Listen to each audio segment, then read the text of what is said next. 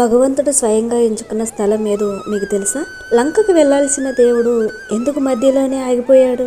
ఈరోజు మనం తెలుసుకోబోతున్నాం తమిళనాడులోని మహాక్షేత్రమైన శ్రీ రంగనాథ స్వామి టెంపుల్ యొక్క అద్భుత గాథ. పురాణాల ప్రకారం శ్రీ మహావిష్ణువు ఆదిశేషునిపై విశ్రాంతి తీసుకుంటున్న రూపమే శ్రీ రంగనాథ స్వామి. ఈ దివ్య విగ్రహాన్ని మొదట సృష్టికర్త బ్రహ్మదేవుడు పూజించాడని చెప్తారు.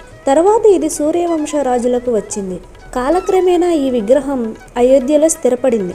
అక్కడ రాజులు దీన్ని కుటుంబ దైవంగా ఆరాధించేవారు.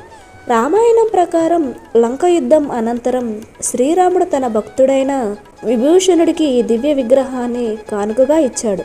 విభూషణుడు ఎంతో భక్తితో దాన్ని లంకకు తీసుకువెళ్తున్నాడు. కానీ ఒక షరతు పెట్టారు, దారిలో ఎక్కడా నేలపై ఉంచకూడదు అని.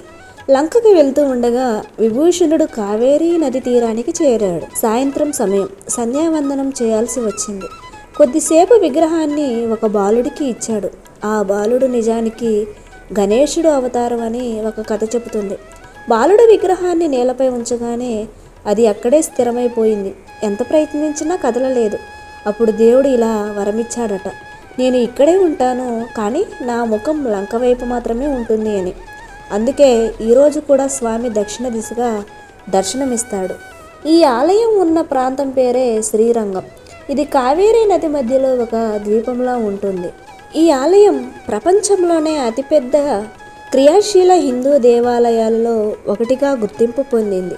ఎత్తైన గోపురాలు, విస్తారమైన ప్రాకారాలు, అద్భుత శిల్పకళ ప్రతి ఒక్కటి చరిత్ర చెబుతాయి.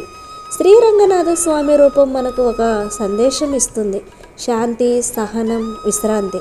జీవితంలో ఎన్ని కష్టాలు వచ్చినా మన మనసు ప్రశాంతంగా ఉంటేనే నిజమైన భక్తి. లంకకు వెళ్లాల్సిన దేవుడు భక్తుల కోసం ఇక్కడే నిలిచిపోయాడు.